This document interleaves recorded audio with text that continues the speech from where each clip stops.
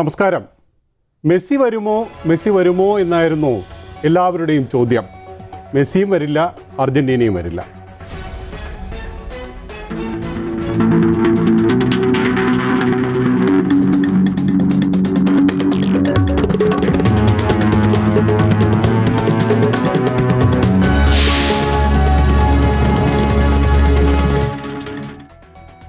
Lionel മെസ്സിയും Argentina ടീമും കേരളത്തിലെത്തില്ല എന്നുറപ്പായതോടെ സംസ്ഥാനത്തെ കായിക പ്രേമികൾ ഒന്നടങ്കം നിരാശരാണ്. കായികമന്ത്രി വി അബ്ദുറഹ്മാനും സ്പോൺസർ ആൻഡോ അഗസ്റ്റിനും കേരളത്തെ പറഞ്ഞു തന്നെ പറ്റിച്ചു. നിരവധി സാമ്പത്തിക തട്ടിപ്പ് കേസിൽ പ്രതിപട്ടികയിലുള്ള ആളെ ആരാണ് സ്പോൺസറായി നിയമിച്ചതെന്ന ചോദ്യം വളരെ പ്രസക്തമായി ഉയരുകയാണ്. മാത്രമല്ല, ഫുട്ബോളുമായി ഒരു ബന്ധവും ആൻഡോയ്ക്ക് ഇല്ലതാനും. സാമ്പത്തിക തട്ടിപ്പും ഇതിന് പിന്നിലുണ്ടെന്ന പരാതിയും നിലനിൽക്കുന്നു. വരാൻ പോകുന്ന തെരഞ്ഞെടുപ്പുകൾ മുൻനിർത്തി സർക്കാരും സ്പോൺസറും ചേർന്ന് നടത്തിയ ഒത്തുകളിക്കെതിരെ വ്യാപക വിമർശനമാണ് ഉയരുന്നത്.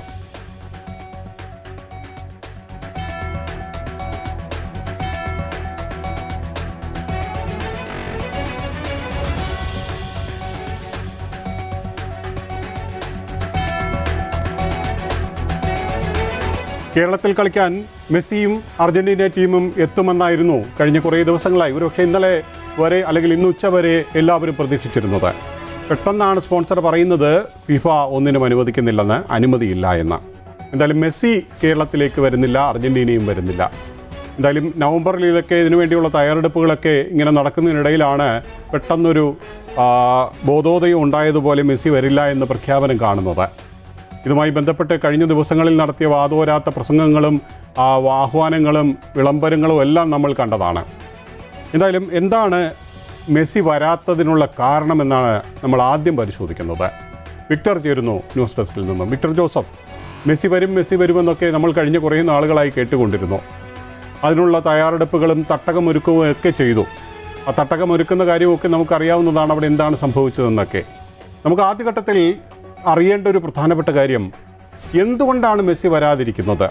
അതിൻ്റെ എക്സാക്ട് റീസൺ എന്താണ്?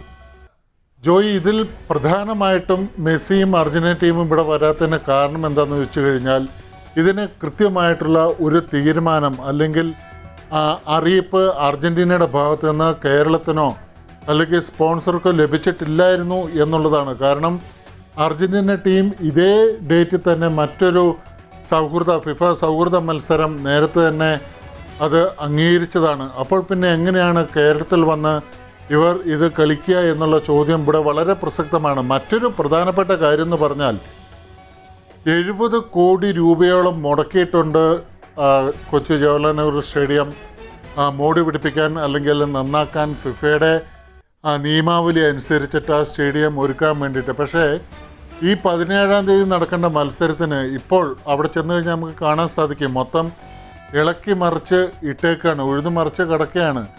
എങ്ങനെ നോക്കിയാലും ഈ സമയത്തിനുള്ളിൽ ഫിഫയുടെ മാനദണ്ഡം അനുസരിച്ചിട്ടുള്ള ഒരു മൈതാനം, ഒരു സ്റ്റേഡിയം അവിടെ വരില്ല. അങ്ങനെ വരാത്തിടത്തോളം കാലം ഒരിക്കലും ഫിഫ ഇതിന് അനുമതി കൊടുക്കില്ല എന്നുള്ളത് 100% ഉറപ്പാണ്.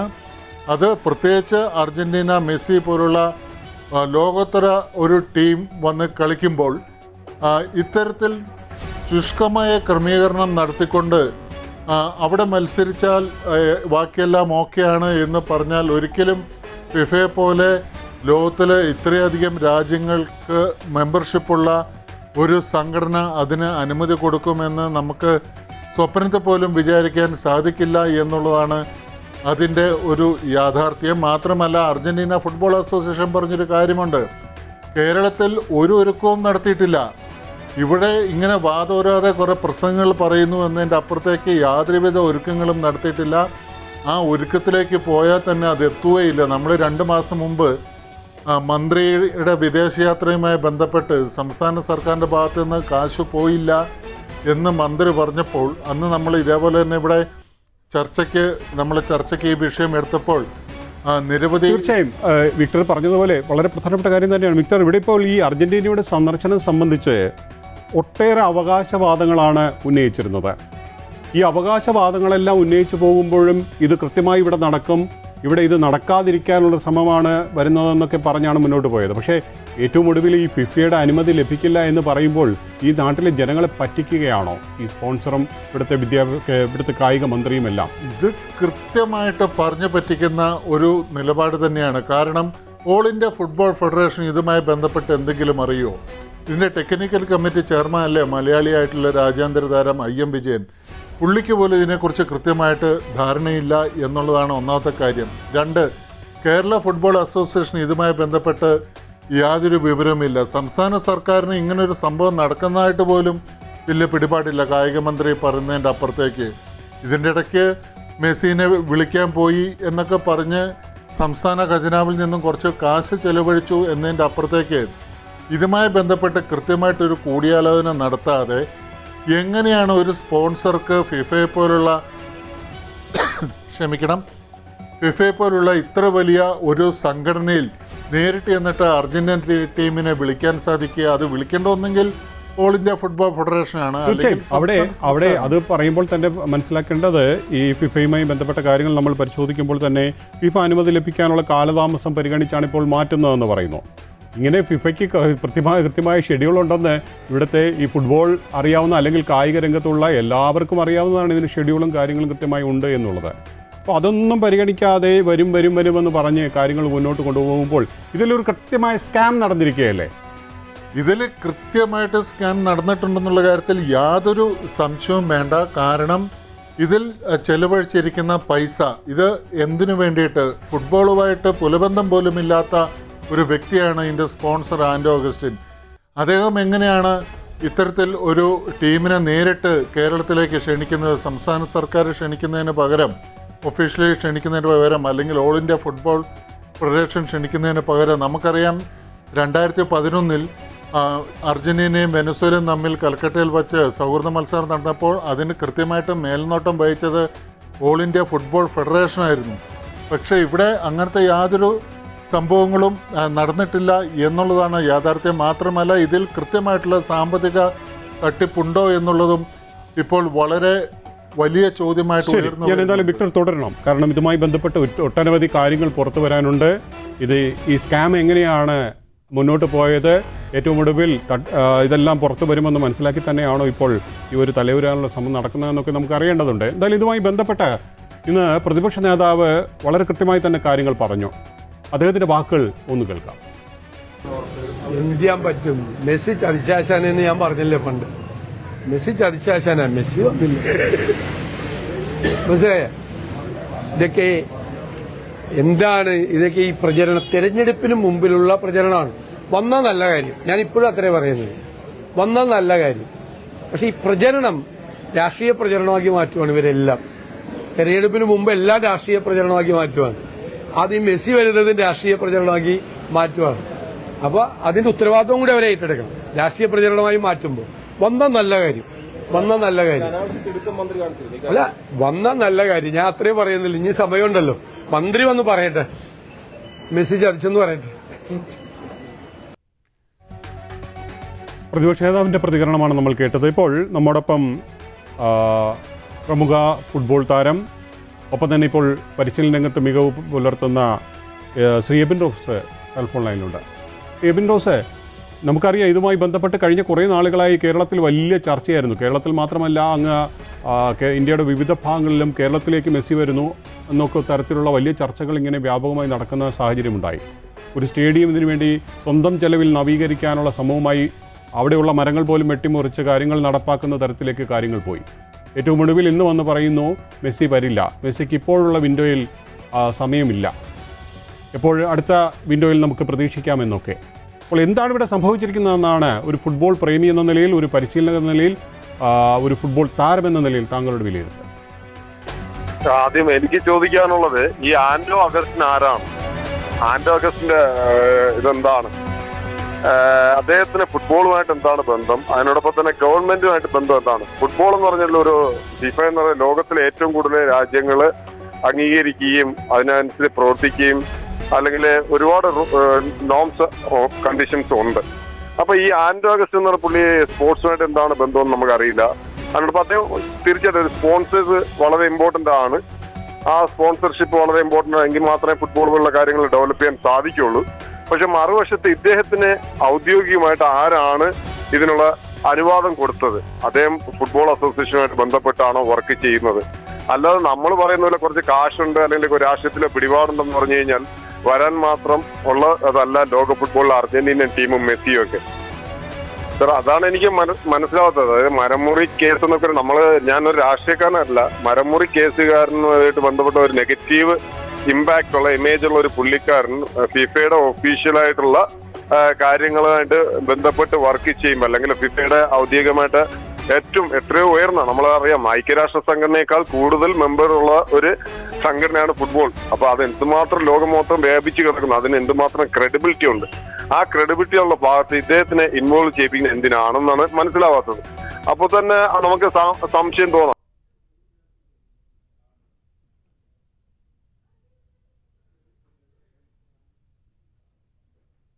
ശരി, തീർച്ചയായും എബിൻ റോസ് പറഞ്ഞ വളരെ പ്രധാനപ്പെട്ട കാര്യം തന്നെയാണ്. നന്ദി ശ്രീ എബിൻ റോസ് ഈ വിഷയത്തിൽ പ്രതികരിച്ചതിന്.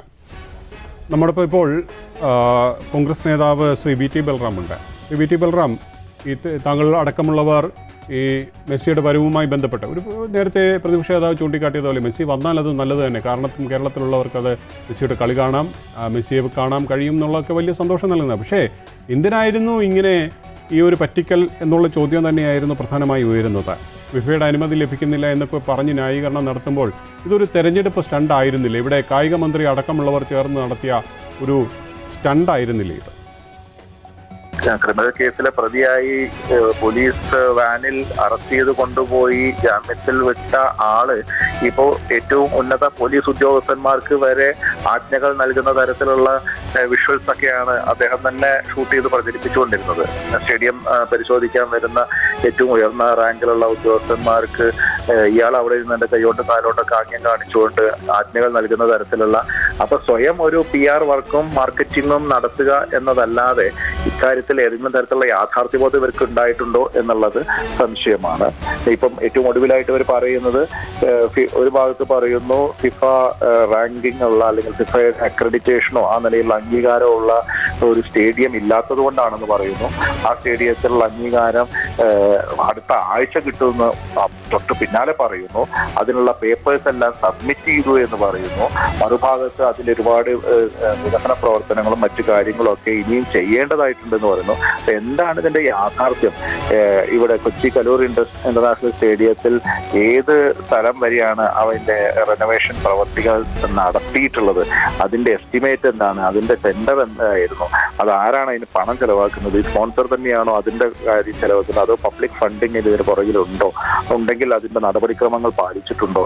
ഇവ നിരവധിയായിട്ടുള്ള കാര്യങ്ങൾ സംശയാസ്പദമായിട്ട് നിൽക്കുകയാണ്. ഇപ്പം സർക്കാരിനെ പ്രതിനിധീകരിച്ചുകൊണ്ട് ഈ റിപ്പോർട്ടർ TVയുടെ മുതലാളിയായിട്ടുള്ള ഈ നൊട്ടോറിയസ് ബാക്ക്ഗ്രൗണ്ടുള്ള വ്യക്തി കടന്നു വന്നുകൊണ്ട് അയാളാണ് കേരളത്തിന്റെ കായിക നയം പ്രഖ്യാപിക്കുന്നത്, അയാളാണ് ഇതിന്റെ കംപ്ലീറ്റ് കാര്യങ്ങൾ പ്രഖ്യാപിക്കുന്നത് പറയുമ്പോൾ യഥാർത്ഥത്തിൽ കായിക വകുപ്പ് മന്ത്രിക്ക് അല്പമെങ്കിലും ജാള്യതയും ഉളുപ്പും ഉണ്ടെങ്കിൽ ആ സ്ഥാനം രാജിവെച്ച് പോവുകയാണ് വേണ്ടത്. ലിയോണൽ മെസ്സി .scam 2025 തുടരുന്നു.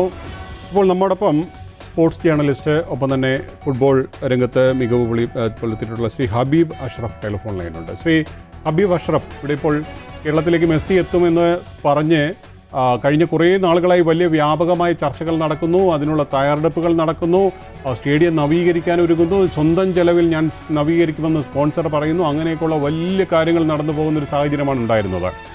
ഈ നവംബറിൽ കളിക്കുമെന്നൊക്കെ പറഞ്ഞ് അതിനുവേണ്ടിയുള്ള എല്ലാ തയ്യാറെടുപ്പുകളും നടത്തി കഴിഞ്ഞു എന്നൊക്കെ പറഞ്ഞ് അത്തരം നിലപാടുകൾ എടുക്കുകയും അത്തരം കാര്യങ്ങൾ നിരന്തരം പറഞ്ഞുകൊണ്ടിരിക്കുകയും ചെയ്തിരുന്നു. ഇന്നാണ് ആ സ്പോൺസർ പറയുന്നത് ഫിഫയുടെ അനുമതിയില്ല, അർജന്റീന ഫുട്ബോൾ അസോസിയേഷൻ കൃത്യമായി വ്യക്തമാക്കുന്നു ഇവിടുത്തെ സജ്ജീകരണങ്ങളൊന്നും ശരിയല്ല. അങ്ങനെയുള്ള സാഹചര്യങ്ങളെല്ലാം നിലനിൽക്കുമ്പോൾ ഈ ഇതുവരെ നടന്ന സംഭവങ്ങളെ താങ്കൾ എങ്ങനെയാണ് കാണുന്നത്? അല്ല, ഇപ്പോൾ 2023 മുതലാണ് ഈ ഒരു മെസ്സി വരില്ല ഇങ്ങനെയുള്ള ചർച്ചകൾ തന്നെ ആരംഭിക്കുന്നത്.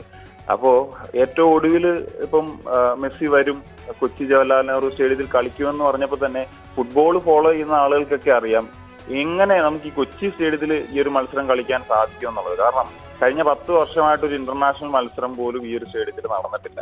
അതിനുള്ള കാരണം സ്റ്റേഡിയത്തിന്റെ ചില സെക്യൂരിറ്റി റീസൺസും പല കാരണങ്ങളും കൊണ്ടാണ്. ഇപ്പം അണ്ടർ 17 വേൾഡ് കപ്പ് നടന്നിട്ടുണ്ട്. അത് ആ ഒരു സമയത്ത് തന്നെ അണ്ടർ 17 വേൾഡ് കപ്പിന്റെ ചുമതല ഉണ്ടായിരുന്ന ഹാവിയ സെപ്പി, ഫിഫയുടെ ഹാവിയ സെപ്പി തന്നെ പറഞ്ഞിട്ടുള്ളതാണ് കൊച്ചി സ്റ്റേഡിയത്തിന് ഒരുപാട് പ്രശ്നങ്ങളുണ്ട് എന്നുള്ളത്.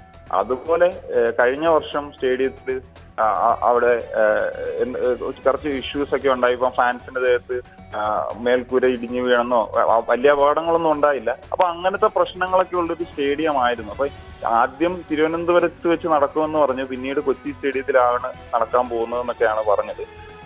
അപ്പൊ എങ്ങനെ ഈ ഒരു സ്റ്റേഡിയത്തിൽ നടത്തും എന്നുള്ളത് ഒരു പ്രശ്നമായിരുന്നു. ഇപ്പം മേൽക്കൂരയുടെ പ്രശ്നങ്ങൾ പരിഹരിച്ചാലും അല്ലെങ്കിൽ ഇവാക്യുവേഷൻ പ്രശ്നങ്ങളൊക്കെ ഉണ്ട്, അതൊക്കെ കപ്പാസിറ്റി കുറച്ച് കഴിഞ്ഞാൽ പോലും കടമുറികൾ പ്രധാനമായിട്ടും പറയേണ്ട ഒരു കാര്യമാണ്. ഇതെല്ലാം റെസ്റ്റോറന്റുകളാണ് ബഹുഭൂരിപക്ഷവും ഉള്ളത്.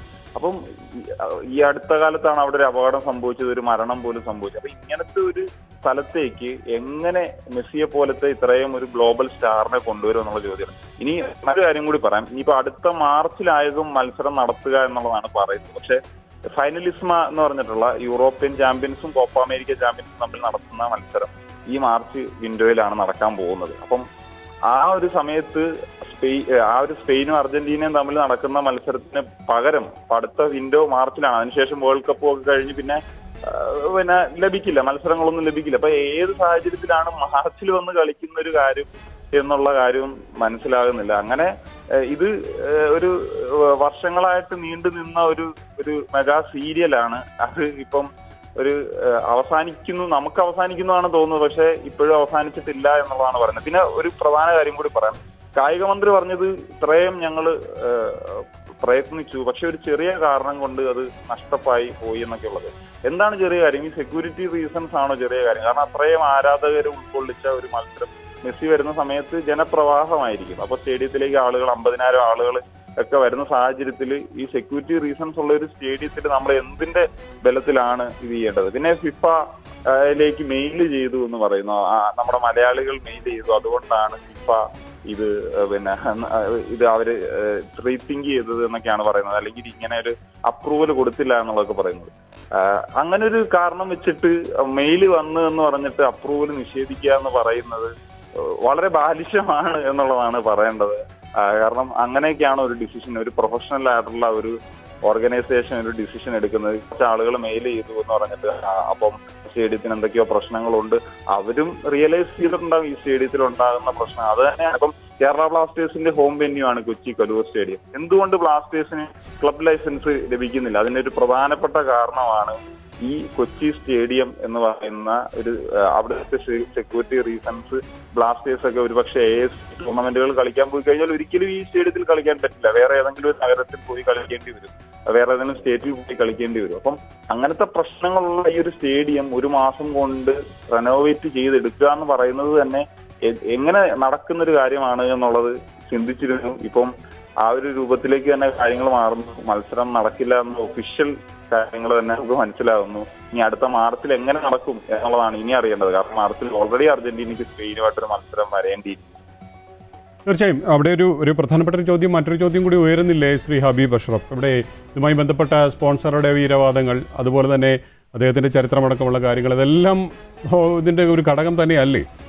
അതെ, ഈ കുറെ നാളുകളായിട്ട് ഇപ്പം മീഡിയക്കാര് ആണ് ചോദ്യം ചെയ്തുകൊണ്ടിരിക്കുന്നത്. മെസ്സി എന്തായാലും ഇപ്പം കുറെ നാളുകളായിട്ട് റൂമറുകൾ ഉണ്ടായിരുന്നു, മെസ്സി വരില്ല, ഈ ഒരു കാര്യങ്ങൾ അവര് അർജന്റീന ഫുട്ബോൾ ഫെഡറേഷൻ ഇതിൽ നിന്ന് പിന്മാറി എന്നുള്ളതൊക്കെ. പക്ഷെ അന്നൊക്കെ അതൊക്കെ മീഡിയ ഉണ്ടാക്കിയെടുത്തതാണ് എന്നുള്ളതാണ് അവരുടെ സൈഡിൽ നിന്ന് പറഞ്ഞിട്ടുണ്ടായിരുന്നത്. ഇപ്പോ അത് ഏത് തരത്തിലാണ് ന്യായീകരിക്കുക എന്നുള്ളത് അറിയത്തില്ല. കാരണം അവര് തന്നെ ഇപ്പം വന്ന് പറഞ്ഞു കഴിഞ്ഞിരിക്കുന്നു ഈ മത്സരം നടക്കില്ല, അവർ പരമാവധി ശ്രമിച്ചു, ഒരു കാര്യം മാത്രം നടന്നില്ല. അതാണ് ഏറ്റവും പ്രധാനപ്പെട്ട കാര്യം. സ്റ്റേഡിയം എന്ന് പറയുന്ന കാര്യം ഏറ്റവും പ്രധാനപ്പെട്ട ഒരു സിനിമ ഡയലോഗാണ് ഓർമ്മ വരുന്നത്. റെക്കോർഡിംഗ് വർക്ക് ആകുന്നില്ല എന്നൊക്കെ പറയുന്ന ഒരു ഡയലോഗ് ഉണ്ടല്ലോ, അത് പറയുന്ന പോലാണ് പ്രധാന മത്സരം നടക്കേണ്ട സ്റ്റേഡിയം മാത്രം റെഡിയല്ല, ബാക്കി എല്ലാം റെഡിയായിരുന്നു എന്നുള്ളതാണ് പറയുന്നത്. എന്തായാലും അത് താങ്കൾ പറഞ്ഞ വളരെ പ്രധാനപ്പെട്ട കാര്യം തന്നെയാണ്. ഏറ്റവും ഒടുവിൽ ഇപ്പോൾ പറഞ്ഞിരിക്കുന്നത് റെക്കോർഡിംഗ് വർക്ക് ചെയ്യുന്നില്ല, അതായിരുന്നു ഇതിൻ്റെ പ്രധാന കാരണമെന്നൊക്കെ ആയിരിക്കും പറഞ്ഞു വരാൻ പോകുന്നത്. വളരെ പ്രധാനപ്പെട്ട മറ്റൊരു കാര്യം കൂടി ശ്രീ ഹബീബ് അഷ്റഫ് ചൂണ്ടിക്കാട്ടി, ഈ മാർച്ചിൽ എങ്ങനെ ഇത് നടത്തുമെന്നുള്ളത്. കാരണം നമുക്കറിയാം ഫിഫയുമായി ബന്ധപ്പെട്ട കാര്യകാരണങ്ങൾ അറിയാവുന്നവർ ഒരിക്കലും ഇത് മാർച്ചിൽ നടക്കുമെന്നും ഫെബ്രുവരിയിൽ നടക്കുമെന്നും ഒന്നും പറയില്ല. കാരണം അതാണ് ഫിഫയുടെ ഒരു രീതി, ഫുട്ബോളിൻ്റെ നടത്തിപ്പ് കാര്യങ്ങളെല്ലാം. നന്ദി ശ്രീ ഹബീബ് അഷ്റഫ് പ്രതികരിച്ചതിന്. ഞാൻ വിക്ടറിലേക്ക് എത്തും മുമ്പ് വിക്ടർ വളരെ പ്രധാനപ്പെട്ട ഒരു പ്രതികരണം കണ്ട ശേഷം ഞാൻ താങ്കളിലേക്ക് വരാം. കാരണം ഇന്ന് കായിക മന്ത്രി ഈ കാര്യങ്ങളെക്കുറിച്ച് മാധ്യമങ്ങൾ ചോദിച്ചപ്പോൾ കായിക മന്ത്രിയുടെ പ്രതികരണം മാധ്യമപ്രവർത്തകരോട് തട്ടിക്കയറുന്നതായിരുന്നു. നീ എടാപോടോ എന്നൊക്കെ വിളിക്കുന്ന തരത്തിലേക്ക് അദ്ദേഹത്തിൻ്റെ ആ ഭാഷ തന്നെ മാറുന്ന തരത്തിലേക്ക് കാര്യങ്ങൾ പോയി. ആ പ്രതികരണം ഒന്ന് കാണാം.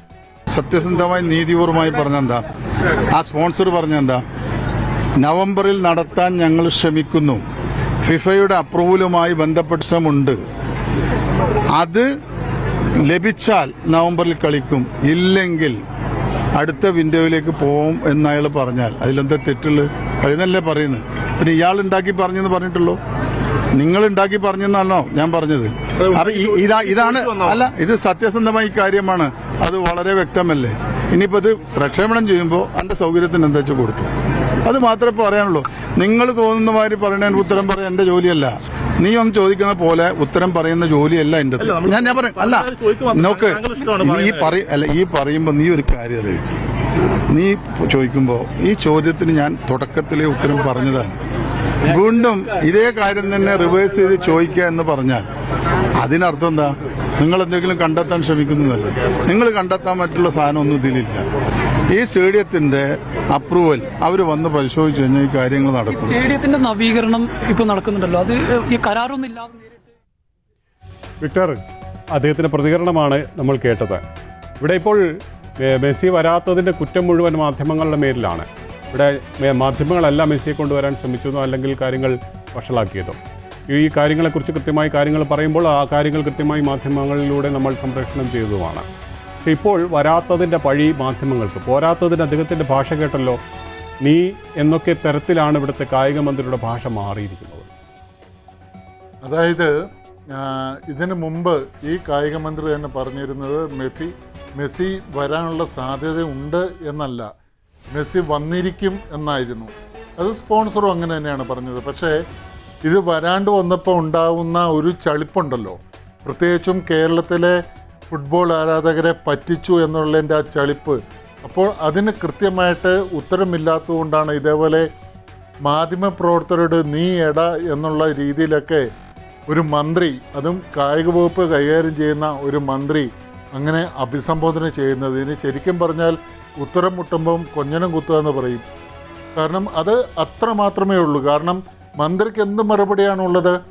നേരെ തിരിച്ച് ഇത് എന്തിൻ്റെ അടിസ്ഥാനത്തിലാണ് ഇപ്പോൾ ആൻഡോ അഗസ്റ്റിൻ എന്ന് പറയുന്ന വ്യക്തിക്ക് സ്പോൺസർഷിപ്പ് കൊടുത്തത് എന്ന് ചോദിച്ചാൽ ഈ മന്ത്രിക്ക് എന്തെങ്കിലും തരത്തിലുള്ള ഉത്തരമുണ്ടോ? ഒരു ഉത്തരവുമില്ല.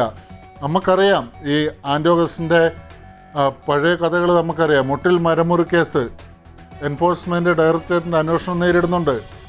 അതേപോലെ തന്നെ മാംഗോ ഫോൺ, ആ സാമ്പത്തിക സ്രോതസ്സും ഇപ്പോൾ അന്വേഷിക്കുന്നുണ്ട്.